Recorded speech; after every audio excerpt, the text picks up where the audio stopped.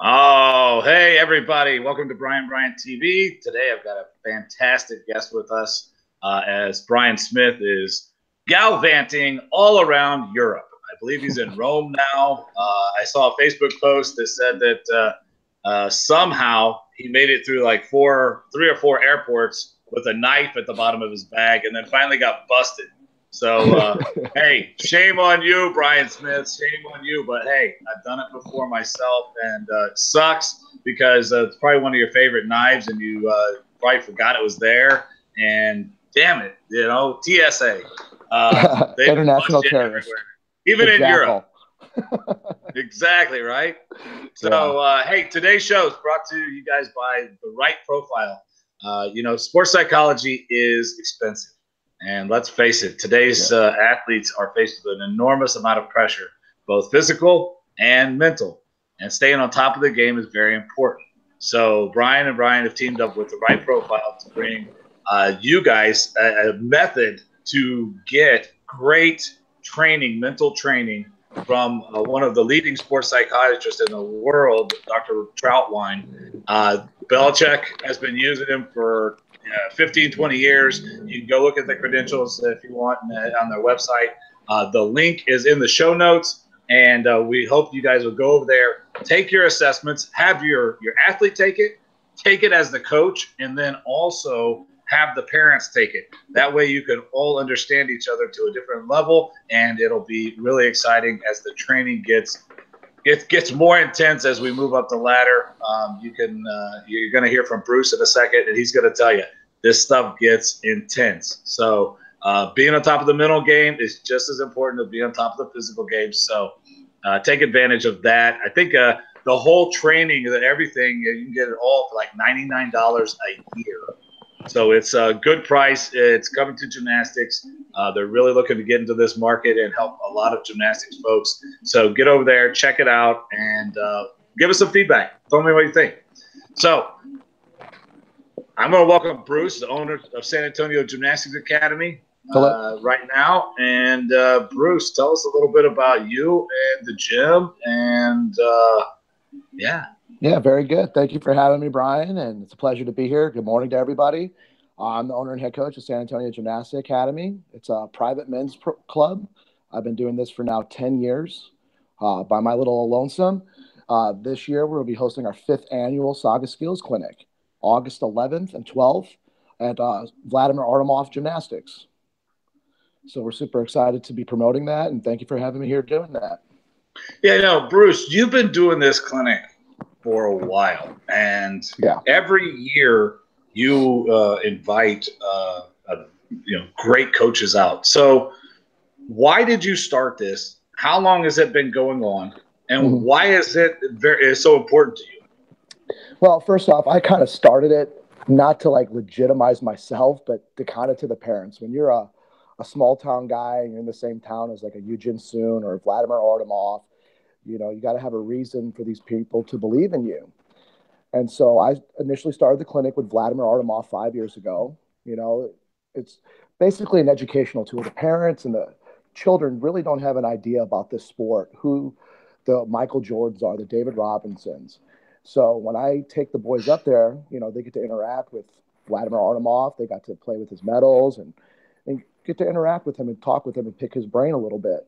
And it kind of progressed from there. I kind of befriended Sean Townsend. We became great friends, and he was willing to come out. And then it went from Vladimir to Vladimir and Sean to the 3rd clinic where I had Vladimir, Sean, Todd Thornton, Michael Dutka. I mean, it's just ever expanding. And so every year, what I really try to do is get a different crop of coaches who are super important to our sport. So not only the kids and the parents can appreciate their sport, but also get a historical lesson about what these athletes meant at the time for gymnastics and how they can help influence their future. Yeah, that's really important because a lot of times, in other sports, people have all these role models that are in your face all the time. Yeah. I mean, Michael Jordan hasn't played ball in I don't know how many years. Yeah. And he's still front and center when people start talking about success and how to get there. And I mean, him and LeBron James are being compared, like apples to apples, which if you go look at the stats, not quite. But, in gymnastics, it's important that we also have our heroes in there. And what's really cool about what you're doing is the kids actually get to not only hear from them, but they actually get to be trained by these heroes. Yeah. And so that's really important. What do the kids get out of it? It's the Saga Skills Clinic. What is it that the kids take away most? They take away just interacting with so many different styles in gymnastics. The funny analogy that I love to use is, everybody knows how to make a hamburger, but it's amazing how everyone's tastes different, because everybody makes it their own. They add extra spice, they add a little extra this. And so when I'm picking my coaches, I'm really not just going after the historical part, but I'm looking at their style, things that they do, because they can say things one way and all of a sudden they get the skill automatically. And it's no different than what we said, but they got that trigger word that actually helped them get that. So it's very important for these kids to know that it's not just their coach that knows it and saying it. They need to hear from another voice. And so do the parents, that their kids are on the right path and coaches know what they're doing, because the majority of us do here in Texas. Yeah, I believe that. No, so the kids take away that aspect of things and get to be reassured. What are the coaches that you bring out? And there's also coaches that just come and attend with their athletes and are just there to learn. What do they take away from the clinic? Coaches, they get to, like I said, the interaction with different athletes, and then just, you have so many different styles. At this clinic this year, we have Vladimir Artemov, Sean Townsend. You have Nori Iowa. You have RJ Heflin, Jamie Henderson, and then we have a top-rated FIG judge in Chris Menz. So you have such a plethora of knowledge inside that gym. And then you have a top-rated FIG judge walking around, helping critique and help educate the coaches and athletes as they're going through the clinic and what he's specifically looking for, what he wants to deduct for, what you need to improve on. And it's extremely helpful for those optional levels where there's not really a guide to tell you, hey, make sure you're doing this right, or hey, this might be better for your routine. So that's why I like it. It's just a good interaction amongst coaches and parents. Well, our sport is dynamically ever changing. Yes. I guess that's a good way to put it. Dynamically ever changing. So having the FIG judge component there, I believe, is really a crucial element to making a complete diverse group, because what we're doing here in the States isn't exactly what they're doing internationally. No. What they're doing internationally isn't exactly what we want to see here in the States. So, you have to, but to stay on top of it, and if you have an athlete that's on a path to try to get to one of the teams, you have to understand both sides of that equation. And that's really cool that you get Chris to come out and do that this year and just kind of enlighten everyone. I'm sure the parents get educated too, to a little bit of, hey, how does this scoring system work? What is a 15-4? Oh, yeah, they don't know. Like, you'll have a parent who'll think that's the best routine the kid ever did, and it's the lowest score they ever got. It's because they're not educated. Kids and parents don't know this any better than a foreign language. They don't know the name of the skills. They don't know it's very difficult, and they're pretty much doing what we tell them. So I want to create an event and an opportunities that's educational for everybody all around, parents, judges, kids. It's phenomenal. I love doing it every year. Now, you've done this for 5 years, and you put it keeps growing. It gets bigger every year. You kind of gave us a little bit of why you started it. What does the future look like? Are you planning to expand more? Is there something you want to add day? What is the future of the Saga Skills Clinic? The future of the Saga Skills Clinic is we're going to start adding women next year. There's nice. There's a lot of positive feedback for women, and being here in San Antonio, there's not a lot going on. In order for these kids to do something gymnastic wise with the great coaches, they really have to travel to Dallas or Houston, because unfortunately that's where the great concentration of Olympic and JO coaches are concentrated in. So with me doing these things here in San Antonio, it helps bring the community closer here in San Antonio, more opportunities for us to talk, and really expand and try to put San Antonio on the map for gymnastics.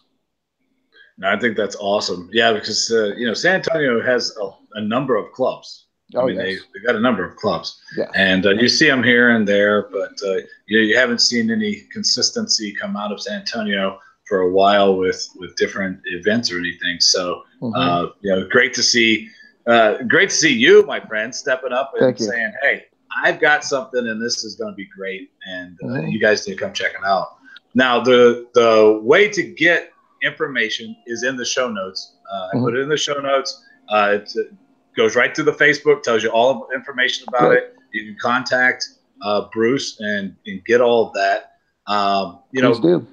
Bruce, what is one thing you'd like to leave the audience with and let them know, about your club, about the clinic, or just about your philosophy of coaching and why you do what you do, that you just like to leave the audience with? I would just like to say that, we don't get enough credit for our sport and what we do. I mean, I do the sport because it's a life-changing sport for me. It's saved my life. I was handicapped as a kid. I was burned 90% of my body. Grew up in Shriners Hospital. Told I'd never be an athlete. Did gymnastics. Wasn't nothing special. I was just a high school state champion, All-American. But the one thing I can say is that this is the ultimate elite brotherhood.